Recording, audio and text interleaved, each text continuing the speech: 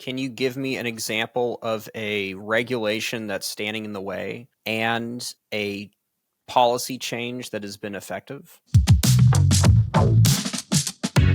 Good question. Well, I think a lot of countries, especially coastal countries and coastal communities, struggle with water. Whether it's water coming from the sea, whether that's coastal erosion, whether it's inland flooding. One of the really interesting cases, I think, that we also highlight in IPCC is the Netherlands made a policy change. So instead of going like, we're just going to build higher and higher dikes and levees and to control water, they said, what about living with water, like making space for water? So that's actually one of their new policies. So it's very much kind of changing the way that the whole policy community and the regulations looked at water and what does that mean. But also, like, one of the biggest barriers often is how people view the landscape. So it's not a thing that happens overnight. Imagine these farmers that have been farming, it's their land, they've been farming for generations. And so for them to go, I'm just gonna kind of change the way I think about this land. I mean, it's a very big shift in your mindset as well. And I think that's why a lot of the times we say, well, like, we have to have these conversations with the communities. It can't be just regulations that says overnight, right, like, all this coastal area, you can't use it for this anymore that you've done for generations. It is more about, like, how do we bring people into this journey and say, change is not necessarily bad. Like, even if we, it's not the same as it used to be. Because I think humans are paradoxical in a way that we love change, but we actually don't want to have change. So, but then change is people say change is the only constant in life. So we kind of hang on to these routines and feel out of place when things change. But sometimes, I think it is about that kind of role of imagination. Well, what else could it be? Like, what if this change that we talk about actually is a super positive thing? And if we take that step, we can kind of see something else. No, that was an observation that I sort of came to with a project I worked on. It was a film about sea turtle conservation in Mexico. One of the main threats of that particular sea turtle population was people consuming the turtles and consuming the eggs for food. Very rural part of Mexico, and that was a food source for a lot of the people that lived there. Over time, through sort of working with local communities to shift the mindset, now it's considered almost taboo to do that. And instead, the locals actually protect the eggs and protect the turtles. And I thought that was really interesting. It's like a top-down approach isn't necessarily always the best to just say, no, nobody touch the turtles, because then if that just happens overnight, there's going to be pushback. It's also about giving options, because I feel like a lot of the times we just focus on, like, okay, what is the problem? Rather than going, well, there's also a solution, but there's also that will open different types of options for you. And I think we often miss out on the option part, because we are so focused on, on the problem and kind of the policy or rules that need changing, but then don't kind of highlight the future and say, well, actually, this is there are all these positive outcomes if we do that. What it seems to be coming back, at least in my mind, is very much to this us versus them is like the standard. We need more connecting language in between that. Just like a lot of people skills, I feel like, to get these different types of people to work together a bit more. Are there some things that you found that are interesting ways for us scientists to have that connecting language with the policymakers to actually get these approaches and these strategies across more? I mean, I think my answer is probably lame. But I think it's just like basic, like what you said, basic people skills, like listening and trying to actually understand where that person's coming from. Because a lot of the times I think we as scientists, we think, oh, but we have the science. We've told you what to do. So, in theory, you should be able to do this. But we often Why don't. are you not listening to me? Yeah, and it's so we always say, understand the decision context. Like, if you don't understand that person's, what decisions do they have to make? And so what type of information would be useful. And so IPCC often gets a bad rap because they say, policymakers go and say, well, you're not telling us what to do.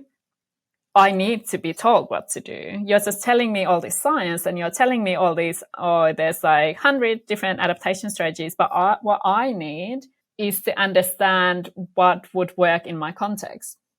So I think it's sometimes it's like we talk past each other. And no, IPCC is apolitical. It's not supposed to tell any country what to do, but it is, saying this is what the science says about these options, and it is trying to, deliver that information and in a form that's more digestible. And I think in this 7th assessment cycle, I think we are going to see a lot more focus on, well, how do we communicate the science that goes into these assessments. But it's also being more mindful also as a scientist, going like, I can present the science, but if I don't understand what that person or what the policy community actually needs, and this we see over and over again, that if we don't understand the questions that they're asking, it's really difficult to answer them. Like, because scientists have their own curiosities and kind of like, oh, we should look at this and we should look at that. But then, sometimes that's not answering kind of the policy need or the information need. But then again, I know that we shouldn't be dictated either, because some of the questions they might be asking might be something that they just want the information to make sure that they can keep going as they are. So I think part of the role of science is also, challenging some of these assumptions and status quo that is out there. Is there something you feel like that could be beneficial from the policy side, talking to the scientists? Oh, no, absolutely. And I think it's also understanding the limits of science. So I think there are also assumptions from the policy community. For instance, on the climate scenarios is one of the popular ones is, well, just give me the number. And so what date or what year does this island go under? And we're like, it doesn't work that way. So I've been asked those types of questions sometimes by policymakers, and they say, well, all I need to do is just give me the year.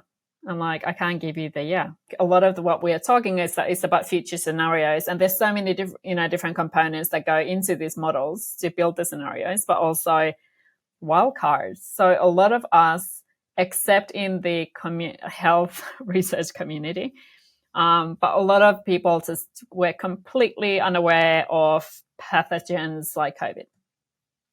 Completely unaware. And it just hit the whole world, and everyone's like, I didn't, so there's this really funny joke that goes, nobody in 2015, when they were doing their 5-year visioning plan, nobody would say in 2020, I will be alone at home and I'm not allowed to leave. Like that was not in anybody's kind of, future career plan. Bingo.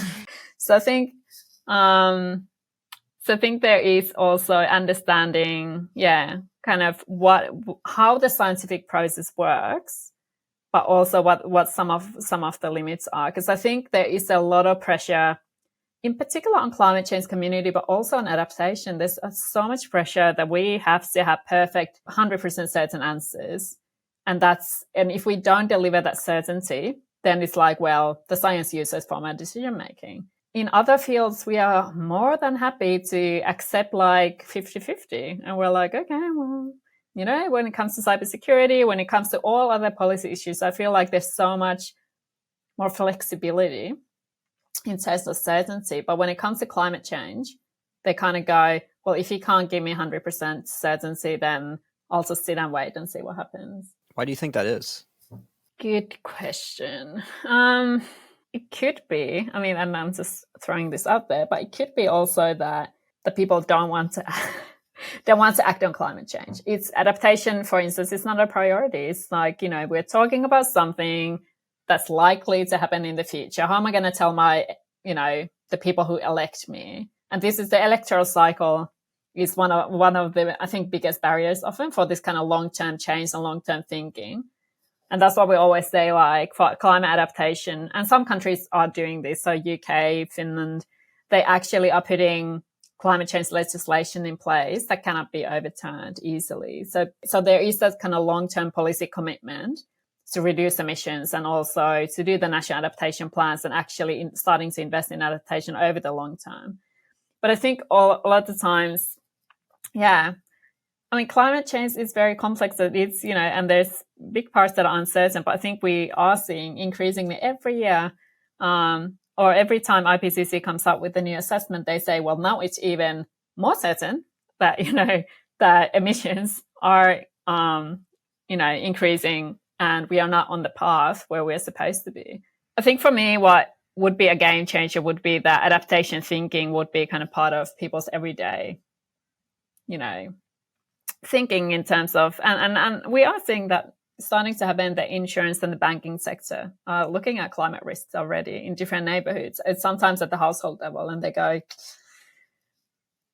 we might have to pull out from this region or from this area. But then there are also kind of adaptation is starting to be incorporated as well. So they're saying, well, if you can show us that your operations or your house is more climate resilient, so you're actually putting in adaptation strategies in place, then we will reduce your premiums, and we will, recognize that that's kind of part of the asset value as well.